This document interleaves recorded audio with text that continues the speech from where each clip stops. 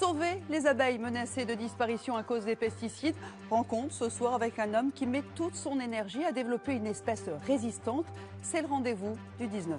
En mai dernier, le gouvernement a lancé un grand plan pour les protéger. Et sur le terrain, eh bien, certains se mobilisent déjà pour trouver des solutions pragmatiques. Le rendez-vous du 19-20 a rencontré un ancien dirigeant du luxe qui a décidé de sauver les abeilles. Dans son laboratoire, des scientifiques travaillent sur une espèce plus résistante. Un rendez-vous du 19-20 qui est signé ce soir Anne Sylvain et Laure Lino.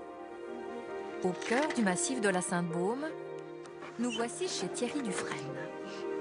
Il y a 5 ans, cet ancien grand patron ne connaissait rien à l'apiculture. Aujourd'hui, il s'est lancé un défi. Sauver les abeilles, ou du moins y contribuer. Alors là, on voit tous les œufs bien pondus au fond de chacune des alvéoles, les larves, le pollen qui a été ramené par toutes les abeilles et puis le nouveau miel.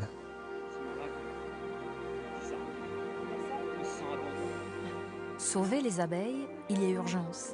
Thierry Dufresne en a pris conscience en rencontrant des apiculteurs, comme Jean-Marc Buzon. Lui est en plein désarroi. Cet hiver, il a perdu 30% de son cheptel. Cette butineuse n'a même plus la force de s'envoler. Normalement, une abeille, quand on la prend, elle n'accepte pas qu'on la prenne comme ça, donc elle est très faible. Soit elle est épuisée parce qu'elle est allée chercher du nectar très très loin, elle n'a pas les forces pour entrer à la ruche. Soit elle est intoxiquée, soit c'est le varroa, mais elle est complètement épuisée. Cette abeille va mourir. En cause, les pesticides, mais aussi 2 redoutables prédateurs. Un acarien, le varroa, et le frelon asiatique. Comment Thierry Dufresne espère-t-il aider la filière? À l'âge où certains songent à la retraite, il veut être utile à la planète. Lui, qui a dirigé quelques fleurons du luxe, comme Christian Lacroix, a mis sur pied un plan de bataille. Je me suis dit, mais il y a quelque chose à faire. Sans doute avec un angle de vue différent, en se disant, puisqu'elles disparaissent, est-ce qu'il ne faut pas essayer d'en créer des nouvelles, d'en reproduire?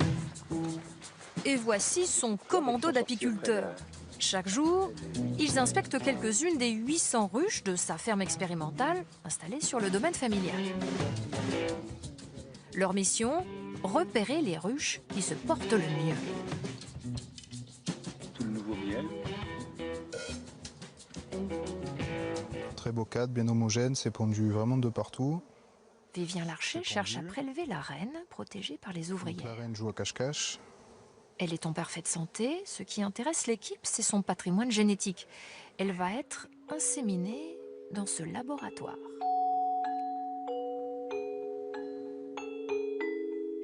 Vivien introduit dans son abdomen le sperme d'un mâle, sélectionné lui aussi pour ses qualités de résistance. L'objectif est de répondre aux demandes des apiculteurs.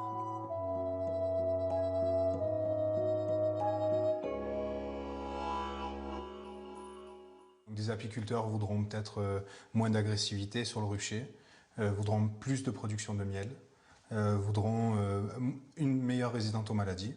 Nous arriverons avec plusieurs essais, plusieurs souches, plusieurs mâles, plusieurs reines, à faire la reine parfaite.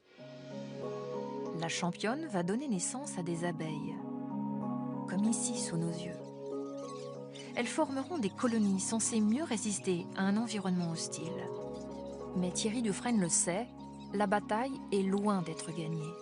Pour sauver les abeilles, il faudrait arrêter les pesticides, il faudrait trouver de manière définitive comment se prémunir du varroa, il faudrait s'assurer qu'il y ait des ressources naturelles suffisantes pour que les abeilles puissent se nourrir. Donc non, une action n'est pas celle qui résolvera l'ensemble du problème, mais ça apportera une réponse et il y a besoin d'un grand nombre de réponses pour aujourd'hui combattre cette disparition des abeilles. Quand il n'est pas sur le terrain, Thierry Dufresne revêt son ancien costume de patron, à la recherche de fonds privés pour financer ses recherches.